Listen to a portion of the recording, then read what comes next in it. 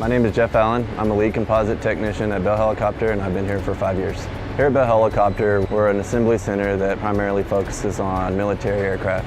The helicopter formats that we have here at Bell Helicopter are we have the H1 line, both the Huey and the Cobra. We build the V-22. We are also building the 525, which is currently going through certification.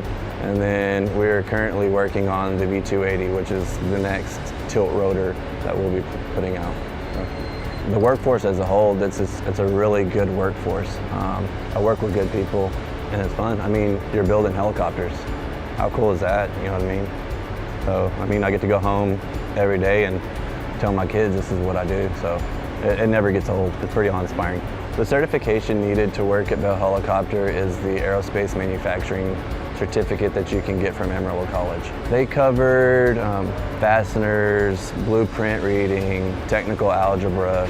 When I attended the program at AC, it lasted about 9 months.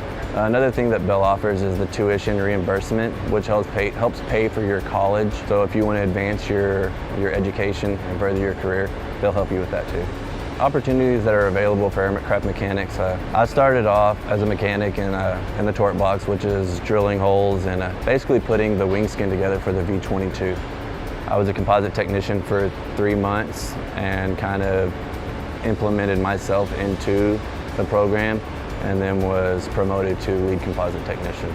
My typical day is the mechanics show up around 7, so the work day is 7 to 3:30. They'll get onto their computers, labor onto their jobs, get the tools that they need for the task for that day, and then they'll start working.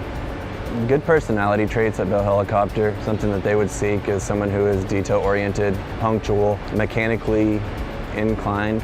What I find satisfying about this job is the fact that our military are flying these aircraft. They're going into these dangerous zones in the world, and what I've built is supporting them and keeping them safe and helping carry out